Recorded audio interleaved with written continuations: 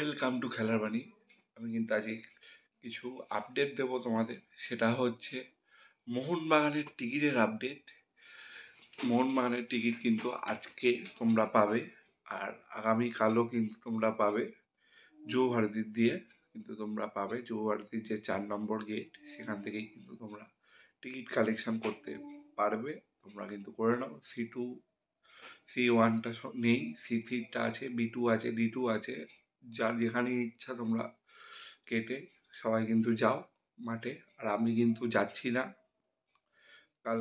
কালকে জানো যে শনিবার আমার করে এখন হবে না, ওর জন্য আমি যেতে পারছি না। যাই হোক, যদি আগের দিনের মতন কোনো কিছু হয়, যদি যেতে পারি, তাহলে তোমরা ব্লগ দেখতেই পাবে। ব্লগ এমনি আসবে, মানে আমাকে দেখতে পাবে ব্লগে, আমি ব্লগ করব। আর না হলে যেরকম ব্লগ হচ্ছে সেরকমই হবে। আর আরেকটা কথা, কালকের ম্যাচ নিয়ে আমাদের মানে সকলেরই প্রিয় আমাদের অভিষেক দা কিন্তু বলেছে, কিছু বক্তব্য দিয়েছে। সে বক্তব্য তোমরা শোনো। আর হ্যাঁ, তোমরা কিন্তু টিকিটটা কেটে নাও, তাহলে বক্তব্যটা শুনে নাও। হঠাৎ করে দেখা হয়ে গেল কিন্তু সেই পুরোনো মানুষের সাথে, অভিষেকদার সাথে অনেক দিন বাদে। কিন্তু কবে লাস্ট দেখা হয়েছিল নিজেরও মনে নেই। ডার্বিতে দেখা হয়েছিল না, ব্লগে কবে এসেছিল মনে নেই। ডার্বিতে কিন্তু দেখা হয়েছিল।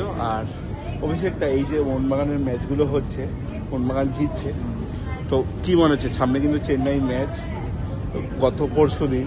কি মনে হচ্ছে চেন্নাই ম্যাচও কি মোহনবাগান জিতবে? কারণ চেন্নাই কিন্তু গত 2 মরশুমে কিন্তু ঘরের মাঠে মোহনবাগানকে কিন্তু হারিয়েছে। এই তার কি বদলাটা মোহনবাগান নিতে পারবে এইবার? দেখ, আশাবাদী তো ডেফিনেটলি আমরা মোহনবাগান হয়ে সবসময় আশাবাদী যে সবসময় মোহনবাগান যখন মাঠে নামবে মাঠ জিতবে। কিন্তু খেলা টোটালি আনপ্রেডিক্টেবল। তবে যদি অ্যাজ পার যেরকম টিম খেলছে, যদি সেরকমভাবে খেলে, সেটাটা কোনো ব্যাপার না, আরামসে জিতবে। শুনে নিলে। আর একটা বল করো না, একটা বল করে। আর ওই যে ওখানে কিন্তু ব্যাটার, আর ওই যে দেখতে পাচ্ছ একটা বল করলো, আর কিন্তু ব্যাটসম্যান দাঁড়িয়ে। যাই হোক, আমি কিন্তু হঠাৎ অভিষেকদার সাথে কিন্তু দেখা আজকে, আর হট করে কিন্তু ডেকাথলনে দেখা হয়ে গেল অভিষেকদার সাথে। যাই হোক, তোমরা দেখতে থাকো।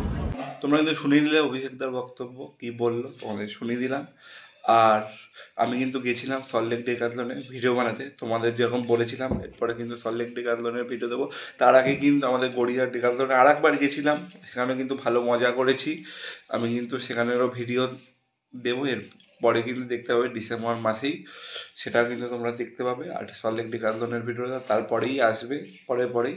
আর হ্যাঁ, ভিডিওটা ভালো লাগলে লাইক করো, শেয়ার করো, চ্যানেলটাকে অবশ্যই সাবস্ক্রাইব করো। তোমরা কি বক্তব্য কমেন্টে জানিও। চল, এর জন্য টাটা।